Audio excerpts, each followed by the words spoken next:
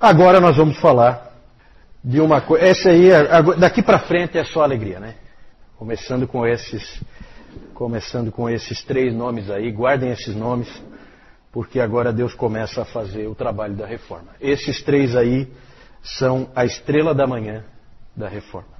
Assim, eles são conhecidos assim, né? Por que estrela da manhã? Porque a estrela da manhã é aquela que aparece no céu, na verdade o planeta Vênus, né? Aparece no céu antes do Sol nascer, né? Então, está chegando o Sol, certo? Quando esses homens aí aparecem. Inclusive, na cidade de Worms, depois nós vamos falar bastante de Worms, na Alemanha, há uma grande estátua de Martinho Lutero, um monumento. Em volta da estátua dele, tem 4 estátuas menores. Depois eu vou mostrar para vocês. Então tem a estátua dele em cima e 4 estátuas menores. Essas 4 estátuas são de Pedro Valdo, já falamos, século XII, dos valdenses, né? Daí uma estátua de John Wycliffe, século XIV. Aí uma estátua de Jan Hus, século XIV, XV. E uma estátua de Girolamo Savonarola, ou Jerônimo Savonarola, século XV. De Valdo nós já falamos, vamos falar agora dos outros 3. Esse é o último assunto nosso hoje. Vamos falar primeiro do Wycliffe. Wycliffe, em inglês, nasceu, viveu e morreu no século XIV. Ele era um professor de uma universidade. Ele era professor da universidade. Bom, antes de entrar no Wycliffe, propriamente dito, vamos nos localizar quanto ao século XIV. Vamos ver o contexto em que o Wycliffe aparece. O contexto é o do cativeiro babilônico da igreja, o grande cisma do Ocidente, caos total na igreja, certo? O que mais tem no século XIV de terrível?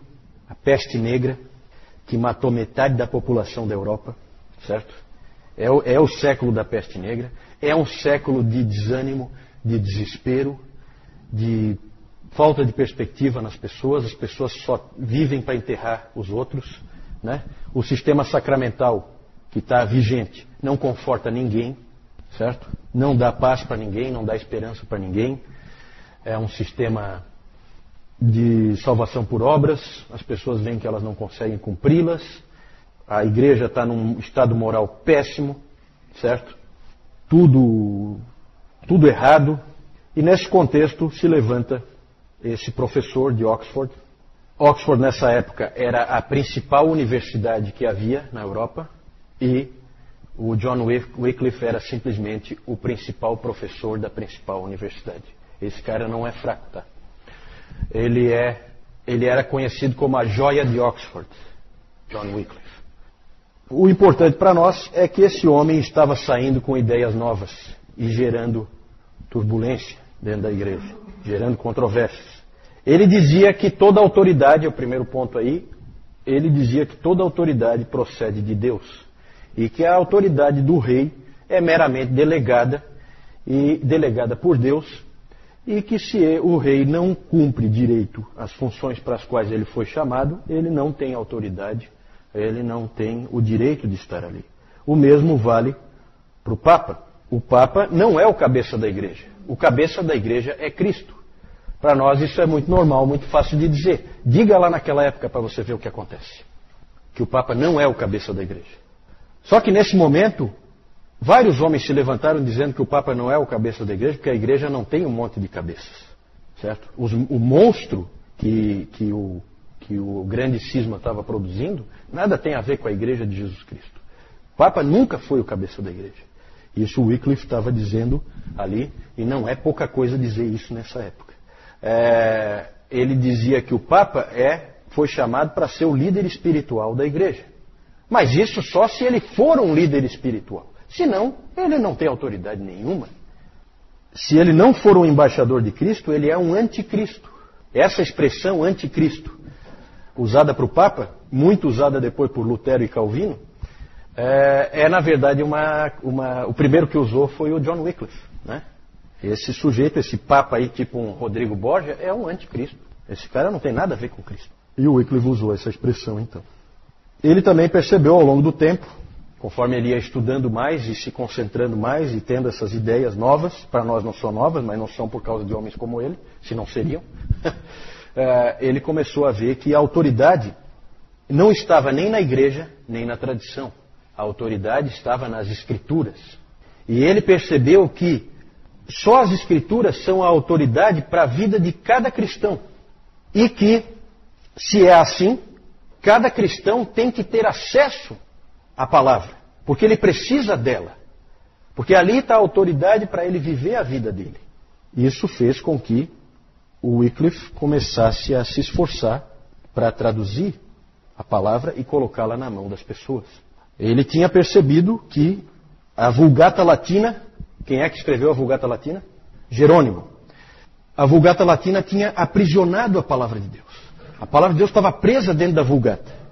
E aí ele chamou a atenção para aquilo que nós chamamos também a atenção quando nós falamos do Jerônimo, que a intenção do Jerônimo nunca foi fazer isso, a intenção do Jerônimo foi colocar a palavra na mão do povo. Por isso que ele fez a tradução para o latim. Só que agora o latim não servia mais, tinha que fazer uma nova tradução. E o Wycliffe fez. Ele traduziu a Bíblia, ele traduziu a Vulgata Latina. Ele traduziu a Vulgata. As traduções do original vêm mais tarde, com os humanistas. Tá? Os humanistas vão ser importantíssimos para a igreja, porque eles vão trazer a ideia de que nós temos que voltar para as fontes. Aqui ainda não. Aqui o Wycliffe vai traduzir a Vulgata Latina para a língua do povo, para o inglês. Um outro ponto polêmico. Ele disse não ao sistema sacramental. Ele disse que é um sistema falso de salvação. Negou completamente o sistema sacramental do romanismo e também negou a doutrina da transubstanciação. Né? Que o pão vira o corpo de Cristo e que o vinho vira o sangue de Cristo. Certo? Negou, disse que isso aí é falso, que é uma doutrina falsa. E é claro que vocês já começaram a perceber que esse homem vai arrumar confusão para o lado dele. Né? Não tenha dúvida. Na verdade, a doutrina dele nessa parte dos sacramentos era muito semelhante à de Calvino. Outro aspecto, valorização da pregação. Ele passou a valorizar muito a pregação. A pregação tinha praticamente sumido. A pregação tinha praticamente desaparecido da igreja. Praticamente não existia mais, a não ser por meio dos valdenses. Mas os valdenses são um pequeno grupo perseguido, escondido, que não tem alcance. Né? A igreja oficial, os padres são incapazes de pregar qualquer coisa porque eles não sabem nada. Né? Ficou aquela ideia de que o importante é a missa, como é hoje ainda. Certo? Se tiver pregação da palavra, não faz a menor diferença porque isso não é importante. Para o Wycliffe, ele viu que a pregação é fundamental. Ele chegou a dizer o seguinte: a pregação do Evangelho excede infinitamente a oração e a administração dos sacramentos. Claro que aí ele exagerou um pouquinho, né? Mas ele chegou a dizer isso. Houve um exagero, mas impressiona o resgate que ele está fazendo da pregação. É claro que isso aí depois vai ser fundamental para a reforma. Os puritanos vão beber aí direto. Né? E a igreja hoje, ainda as igrejas que são fiéis à sua tradição, ainda mantém essa valorização da pregação. Uma das coisas marcantes é que nós estávamos de novo diante de um agostiniano que cria nas doutrinas da graça. Certo? Coisa rara. Cria na eleição, cria na graça. Ele tinha sido muito influenciado por um outro homem, que é pouco conhecido, que é esse aí, o Thomas Bradwardine. Esse homem, eu vejo assim, ele só é pouco conhecido porque quando ele assumiu como arcebispo da Cantuária, ele só ficou 40 dias no cargo porque ele foi ceifado pela peste negra. Certo? Ele acabou morrendo da peste negra. Mas ele escreveu livros influentes de matemática e de física. Ele era um professor, influenciou muito o Wycliffe. Ele escreveu livros de matemática, livros de física, e escreveu um livro sobre a graça, cujo título era Sobre a Causa de Deus contra os Pelagianos. E é um livro em que há ali um agostiniano típico, trazendo a doutrina da graça de volta. Era a primeira vez que alguém fazia algo a respeito, desde o Gottschalk. Nós falamos do Gottschalk no domingo passado, no século IX. O Gottschalk foi espancado e depois foi jogado na prisão e tal, porque ele defendeu a doutrina da graça, a doutrina da eleição, conforme Agostinho tinha defendido. E então, desde o século IX, não tinha mais ninguém aparecido. E o Bradwardine trouxe isso de volta. Quando o Bradwardine morreu, o Wycliffe tinha 19 anos. Um livro importante do John Wycliffe é Pequena Regra da Vida, é o título do livro. Lá naquele livro você pode ler coisas do tipo assim, ó, no fim do dia, pense em como você ofendeu a Deus. E pense em quão graciosamente Deus te salvou, não para te deixar abandonado à própria sorte, mas para viver sob a sua misericórdia e bondade. Isso é graça. Para nós, um texto desse é normal. Para eles, é novidade. Para eles, é esperança. Isso aí. Né? Num mundo que não traz esperança nenhuma. Tem historiadores que escrevem sobre o século XIV e falam que o consolo nosso é que já existiu um século como o século XIV. Né? Porque é quase que o inferno na Terra você viver nessa época. Muitas pessoas ouviram essa mensagem cheia de vida e foram cativados por ela. E rapidamente o Wycliffe passou a ter seguidores. E esses seguidores foram chamados de Lollardos. Boa parte desses Lollardos tornaram-se pregadores. Esse nome Lollardos ninguém sabe direito qual é a origem dele, mas foi assim que eles foram chamados, os seguidores das doutrinas de Wycliffe.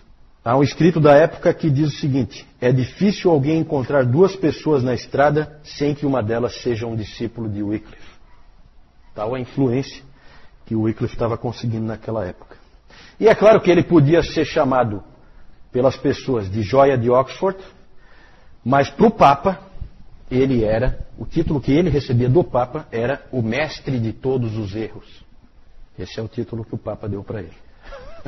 Ele era um queridinho do Papa. O Papa escreveu diversas bulas papais contra Wycliffe e até contra o reitor de Oxford, porque ele dizia: como é que você permite um sujeito desse ficar aí na sua universidade? E o reitor dava um jeitinho, né? Porque ele era o grande professor da faculdade ali. Mas no fim não teve jeito, ele acabou muito pressionado e o próprio Wycliffe sentiu a pressão e se refugiou na sua paróquia no interior lá da Inglaterra. Lá ele escreveu, fez a tradução dele. Então é aquela coisa, você manda o cara embora, não adianta, um sujeito desse você não tem como segurar. Ele é um homem a serviço de Deus. Ele vai fazer alguma coisa em prol da igreja do Senhor verdadeira, do remanescente. Ele vai fazer alguma coisa em prol do remanescente. A igreja convocou um concílio em 1382 para condenar os ensinos de Wycliffe. Esse concílio é conhecido, 1382, tá? Esse concílio é conhecido como o concílio do terremoto. Porque no meio do concílio houve um enorme terremoto, derrubou um monte de paredes, derrubou torres. Foi um terremoto fortíssimo. E aí é aquela coisa, né? Providência de Deus. Cada um interpreta como quer. Quem era do lado do Papa disse que o terremoto aconteceu mostrando a ira de Deus contra Wycliffe e os seus ensinos absurdos. E quem era do Wycliffe dizia que aquilo ali era a condenação de Deus sobre o concílio. Né? Não é aquela coisa, cada um interpreta ao seu bel prazer. Né? Não tem validade nenhuma a interpretação da providência. Né? A gente vê por esses acontecimentos históricos. Mas é conhecido como 1382, o concílio do terremoto. O interessante disso tudo é que Wycliffe, da mesma forma que Lutero, são personagens da história da igreja que impressionam por terem morrido de morte natural. Né? Lutero e Wycliffe sempre chamam a atenção por ter morrido de morte natural, o que era improvável, dadas as características do que eles faziam. Mas é que havia muita turbulência acontecendo com o papado, e aí a atenção não deu para focar. Né? Havia muita turbulência lá com aquela coisa da divisão, 3 papas, 2 papas, 3 papas. E aí então ele acabou morrendo de morte natural em 1384. Mas a igreja fez de tudo para acabar com a influência dele. Olha só, em 1428, isso dá o quê? 40 e poucos anos depois, os ossos dele, por ordem da igreja, os ossos dele foram desenterrados, foram queimados, os ossos, e as cinzas foram jogadas num ribeirão. Né? Alguém até disse que quando jogaram as cinzas dele no ribeirão, o ribeirão correu para um rio, o rio correu para um rio maior, e o rio maior desagou no oceano, e ninguém mais segurava o ensino de John Wycliffe. Né? Então, claro, uma maneira poética de colocar, né? Mas o que adianta, né, você fazer uma coisa ridícula como essa aí, A intenção era dar uma demonstração de força e mostrar que não é um herege, não tivemos a oportunidade de queimar em vida, vamos queimar depois de morto. Né? Muito ridículo, realmente, ridículo. O Concílio de Constança, em 1415, condenou os ensinos de Wycliffe e aproveitou a oportunidade para pegar um discípulo, um seguidor, vamos dizer assim, não um discípulo, mas um seguidor de John Wycliffe, e aproveitou para queimar ele como uma demonstração de força em pleno concílio. Né? O nome dele, Jan Hus. Eu até fui ver se aqui a pronúncia, nós estávamos discutindo depois do último CTB, a pronúncia correta, e lá no Wikipédia você pode colocar lá um áudio em que tem a pronúncia exata do nome dele, que a gente tem um pouco de dificuldade de saber, porque ele é um boêmio, não no sentido negativo da palavra, mas ele é um morador da Boêmia, né? Um cara que nasceu na Boêmia, certo? E aí, então, é outra língua que a gente não conhece, não sabe como pronuncia, mas a pronúncia é Jan Hus. Na verdade, Jan é um apelido para Johannes, é João, né? Por isso que às vezes em inglês é colocado como John Hus e em português às vezes João Hus. Esse sujeito, ele era natural da Boêmia, a atual República Tcheca. Ele só tinha 12 anos quando Wycliffe morreu. Mais estudantes que foram estudar em Oxford. Oxford, como eu disse, era a principal universidade da Europa. E muitos caras feras iam para lá, estudar lá. E eles trouxeram as ideias, as doutrinas e livros. Os livros sempre são perigosos, né? E trouxeram livros para a Boêmia. E o Hus começou a ler esses livros e foi grandemente influenciado pelo ensino de John Wycliffe. Hus estudou na Universidade de Praga, depois se tornou professor da Universidade de Praga e depois ele se tornou reitor da Universidade de Praga. E também ele era pastor de uma igreja em Praga, a chamada Capela de Belém. Essa igreja tinha sido construída por dois indivíduos ricos que queriam que a palavra fosse pregada na língua do povo. Então eles financiaram a construção dessa capela para que pudesse haver pregação na língua do povo. E ali não havia ninguém melhor do que esse grande pregador que foi o Jan Hus. Ali podia se juntar de 1.000 a 2.000 pessoas para ouvir as grandes pregações do Hus. Nas grandes doutrinas, Hus seguia o entendimento do John Wycliffe. Lá em Constança, ele disse que de fato ele cria da mesma maneira que o Wycliffe, mas não porque eram doutrinas de Wycliffe, mas porque eram doutrinas de Jesus Cristo. Foi isso que ele disse, certo? Coincide com Wycliffe, porque ele crê em doutrinas de Cristo e eu também, no ensino de Jesus Cristo. Em Praga, ele dizia nas pregações dele que não importava se havia 2 ou 3 papas, Cristo é o cabeça da igreja. E ele cuida da sua igreja. Certo? Pode ter quantos papas forem, não faz a menor diferença. Pregou a salvação pela graça, pregou a autoridade da Bíblia, só da Bíblia, única autoridade. E esse também era o tempo das indulgências. Vocês aí, quando lerem o texto que nós entregamos, vão ver a ideia das indulgências ali aparecendo, né? Em todas as igrejas de Praga, Praga vocês sabem que é uma grande cidade, ainda hoje é uma grande cidade, em todas as igrejas de Praga as indulgências eram comercializadas, menos na igreja de Jan Hus. Lá não entrava, de jeito nenhum. Ele pregava assim, deixe quem quiser proclamar o contrário. Deixem o Papa, ou um bispo, ou um padre dizer: eu perdoo teus pecados, eu te absolvo das tuas penalidades, eu te liberto do sofrimento do inferno. Tudo isso é inútil, não te traz benefício algum. Só Deus, eu repito, só Deus pode perdoar pecados por meio de Cristo. Ele perdoa aqueles que verdadeiramente se arrependem. Grande pregação, gente, vocês já perceberam, grande pregação estava ocorrendo ali, naquela igreja. E, claro, grandes problemas também adviriam dela. Pode ter certeza. Aí, vamos falar então dos problemas.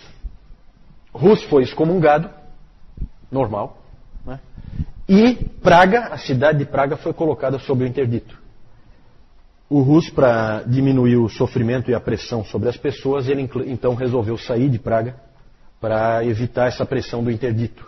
Então ele saiu da cidade, mas continua pregando no meio rural. Né? Ninguém segura um sujeito desse. Né? Ele então foi convocado para se apresentar diante do grande concílio de Constança. O concílio que nós já falamos. O concílio que inclusive resolveu o problema dos 3 papas. Foi o concílio que obrigou eles todos a renunciarem. Portanto, dá para perceber que é um concílio importante e de grande autoridade. E ele foi convocado a comparecer lá. O Rus queria ir, mas os seus amigos e seguidores não queriam deixar ele ir de jeito nenhum, porque sabiam o que ia acontecer. Mas o Rus, ele achava que se ele pudesse pregar para aqueles irmãos que estavam lá, e eles ouvissem o verdadeiro evangelho, então eles poderiam entender, e a igreja poderia vir para o caminho certo. Né? É claro que isso aí é uma ilusão, é um sonho. Né? Eles nem sequer permitiram que ele pregasse. Até porque eles tinham medo da pregação dele. Ele sequer pôde pregar. O imperador, localizem-se, tá? Imperador é o imperador do Santo Império Romano. É o imperador germânico. Ele era amigo do Jan Hus e ele garantiu para o Hus um salvo-conduto. Um salvo-conduto era uma garantia da parte do imperador de que não aconteceria nada com ele. Ele poderia ir e voltar, o imperador garantia. Garantia inclusive pela força. E o imperador tinha força. Então o Rus acabou, mesmo sabendo que seria perigoso, ele acabou indo. Lá no concílio, evidentemente, ele foi condenado de cara. Não deixaram ele pregar, ele não pôde falar. Simplesmente acusaram ele com todo tipo de acusação. E, por fim, o Sigismundo, o imperador, nome bonito, Sigismundo, sob pressão do concílio, ele revogou a promessa de salvo-conduto. Porque os integrantes do concílio disseram para ele o seguinte: não, ninguém é obrigado a guardar a palavra para um herege. Então, olha a situação que o Rus ficou. Traído, né? Condenado. A situação dele ficou realmente difícil. Ele então foi preso, condenado, lá mesmo em Constança, e foi então condenado a ser queimado na estaca. Ele morreu então queimado lá em Constança, cantando em latim: Cristo, Filho do Deus vivo, tem misericórdia de mim.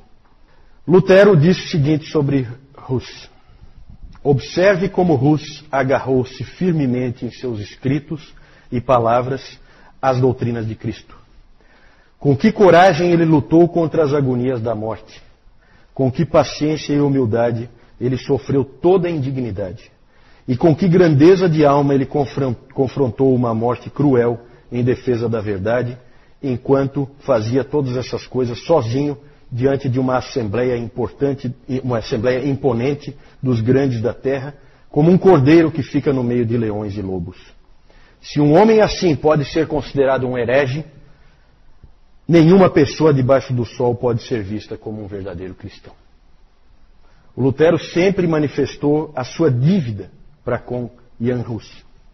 Em 1529, Lutero escreveu: eu estive até aqui ensinando e sustentando todas as opiniões de Hus, sem que eu soubesse. Nós somos, todos nós, hussitas sem saber. Eu não sei nem o que pensar a respeito de tão grande maravilha que Deus estava fazendo. Então, o Hus então foi morto, mas os hussitas não.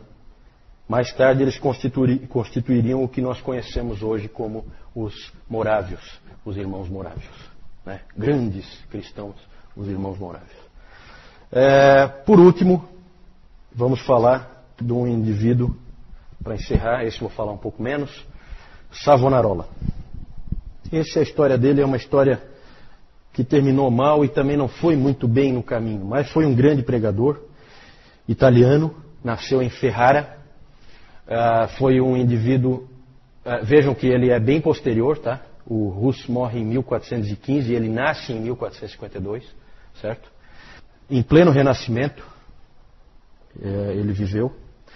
nasceu em Ferrara. Teve um avô que era uma pessoa muito influente, um grande médico em Ferrara. Era o avô dele. Esse avô teve uma grande influência sobre o neto. O avô dele tinha um caderno onde ele escrevia pensamentos que ele tinha, esse médico, avô dele. E esse caderno ele entregou para o neto. Deu de presente para o neto. E lá você pode ler uma coisa assim, ó. Nem o Papa, nem os vigários têm o direito de ensinar qualquer coisa contrária às coisas instituídas por Deus. Tudo o que precisamos saber pode ser encontrado na palavra de Deus. Então você já vê aí a influência desse avô sobre o neto dele, né? E como a coisa está, como realmente a estrela da manhã já está brilhando no horizonte, começa a aparecer em todo lugar. Isso aqui é na Itália. Em todo lugar começa a aparecer a ideia de que as Escrituras são a palavra de Deus e que essa igreja aí é realmente uma piada e que nós temos que fazer aflorar o remanescente como a verdadeira igreja, né? Isso tá em todos os lugares, começa a aparecer. Esse Savonarola, ele teve uma desilusão amorosa e, como era muito comum nesse tempo, quando os jovens tinham desilusões amorosas, eles acabavam se tornando monges, né? Então ele acabou se tornando um monge aos 23 anos. Um dos livros famosos do Savonarola é Sobre a Simplicidade Cristã. Hoje de manhã ainda o Nilton estava falando sobre a simplicidade cristã. Sempre quando a igreja se aproxima da palavra, ela enfatiza esse aspecto de simplicidade, tanto doutrinária como de vida. Tornou-se um grande pregador. Ele não era no início, mas ele acabou se tornando. Alguém uma vez, quando ele pregava, ele tinha um sotaque muito estranho para quem vivia em Florença, porque foi em Florença que ele se tornou pregador, e mandaram ele ir ouvir uma outra pregação de um outro cara famoso lá, um cara bom de retórica, e ele falou assim: não, eu não vou ouvir. Lá ele prega filosofia, ele prega Cícero, ele prega Platão. Não, eu vou pregar a palavra de Deus. E depois ele acabou se tornando, sim, um grande pregador. O próprio Michelangelo, que ia escutar ele de vez em quando, o Michelangelo uma vez disse o seguinte: oh, aquela voz, não há como esquecê-la. O interessante, gente, é que o Michelangelo, quando ele terminou a pintura da Capela Sistina, e ele terminou então com o julgamento final lá, aquele quadro famoso lá, aquela parte, né, famosa da Capela Sistina, o único livro que ele tinha, enquanto ele trabalhava lá, era um trabalho dia e noite ali, era os sermões de Savonarola. Alguém já disse que aquela pintura é um sermão de Savonarola em cores. Né? Interessante esses indivíduos se cruzando, né? A cidade de Florença acabou se tornando uma cidade cristã, porque o Savonarola, aí eu não vou entrar em detalhes, tá? Não temos tempo para isso, mas houve uma briga forte dos Médici, Lorenzo Médici e os outros Médici, com o Savonarola pelo controle da cidade. E o Savonarola acabou se tornando o líder da cidade de Florença. Então, em 1494, a cidade de Florença se tornou praticamente uma teocracia, com o Savonarola à frente. Isso foi um grande erro, tá? Nem Lutero depois, nem Calvino, eles incorreram nesse erro. Muita gente acha que Calvino era um líder político. Nunca foi. Esse é um grande equívoco e é uma maneira que as pessoas usam de tentar denegrir a imagem dele. Ele nunca foi um líder político. Ele era, sim, muitas vezes consultado por líderes políticos, mas ele nunca assumiu posição política nenhuma. Muito menos Lutero, que nunca se importou com isso. Certo? O Zwinglio era um pouco mais... Depois nós vamos falar desses homens todos, né? No próximo domingo a gente vai falar deles. Um episódio marcante desse período, do Savonarola à frente da cidade de Florença, é o famoso episódio da Fogueira das Vaidades. Quando então em Florença foi feita uma grande fogueira e as pessoas traziam coisas que eram consideradas pecado de alguma forma, ou que eram, não assim pecado propriamente, mas era vaidade, era uma coisa inútil. Então nisso foi queimado um monte de coisa numa grande fogueira no centro da cidade de Florença. Foram queimados baralhos, dados, né, Tito? Né? Foram queimados, né, Caio? Foram queimados essas coisas. Quem gosta de arte odeia o Savonarola, né? Porque foram queimadas obras de Botticelli ali naquela fogueira, né? O detalhe é que foram queimadas pelo Botticelli. Ele levou e jogou a obra lá, né? Então aí, pelo menos aí, né? O Botticelli sabia o que estava fazendo, né? Mas com certeza os amantes da arte não gostam do Savonarola nem um pouco. Várias coisas aconteceram, ele na verdade fez inúmeros inimigos, esse sujeito aí tinha acho que o mundo inteiro como inimigo dele, né? O Papa odiava ele, os aristocratas todos odiavam ele, os Médici odiavam ele, e finalmente por uma série de motivos, de erros estratégicos que ele cometeu também, ele acabou perdendo a confiança do povo e acabou ficando sem apoio nenhum, acabou preso, enforcado e queimado com alguns outros monges dominicanos no dia 23 de maio de 1498. Certo? Maquiavel, que também era um florentino, essa cidade de Florença já deu para perceber que ali está cheio de gente importante na história da humanidade, né?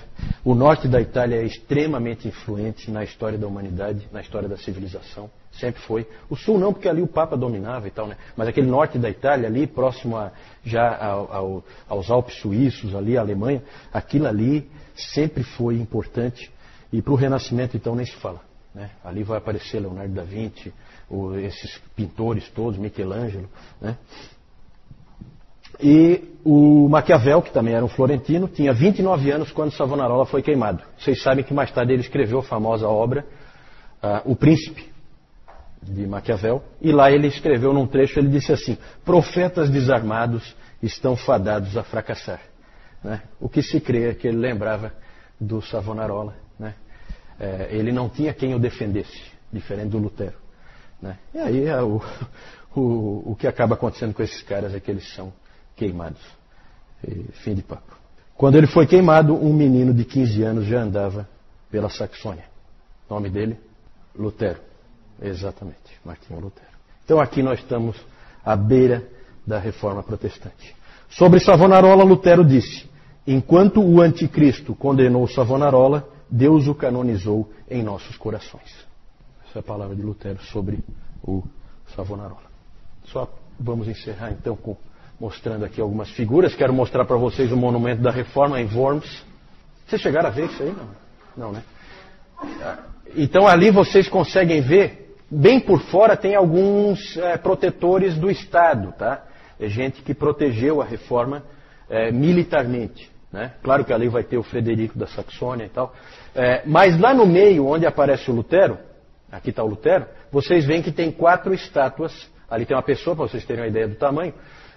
4 estátuas em volta, uma em cada ponta. Quem são? Pedro Valdo, John Wycliffe, Jan Hus e Girolamo Savonarola. Exatamente. Sempre aquela ideia de que não é uma coisa isolada a reforma. Não foi Lutero que fez sozinho, né? Aí o Wycliffe, vocês veem ali uma figura dele, ele aqui ó, estudando, né, fazendo a tradução da Bíblia. Aqui ele com os Lollardos, os pregadores Lollardos.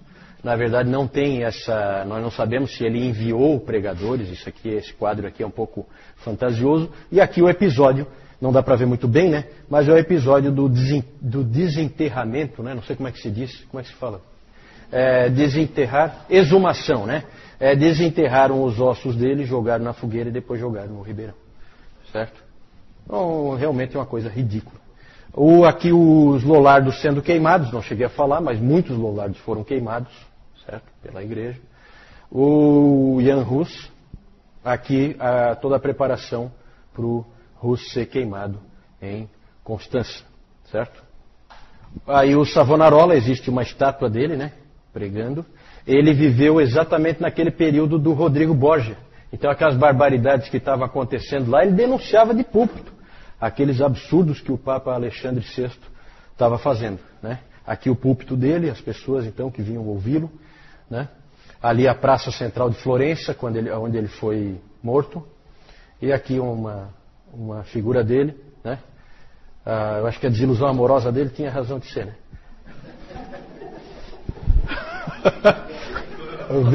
O homem era feio que só vendo, né? Mas Isso aí não quer dizer grande personalidade, né? Grande homem. Gente, vamos ficar por aqui então. Nós então hoje chegamos num ponto muito legal. Domingo que vem, não percam, domingo que vem nós vamos falar da Reforma Protestante. Nós agora chegamos aqui na borda da Reforma, né? Nós praticamente terminamos já o segundo período. Nós vamos entrar, o terceiro período, nós vamos entrar no quarto período, certo? Nós vamos entrar no quarto período, nós vamos ver a Reforma. E com certeza, com o que vocês já viram, dá para perceber que dá para dar graças a Deus, porque pelo que esses hereges com os quais nós nos identificamos, e portanto nós somos hereges também, do ponto de vista do catolicismo romano, né? Dá para ver o quanto a gente se identifica com eles e o quanto eles foram importantes para nos entregar o pensamento certo.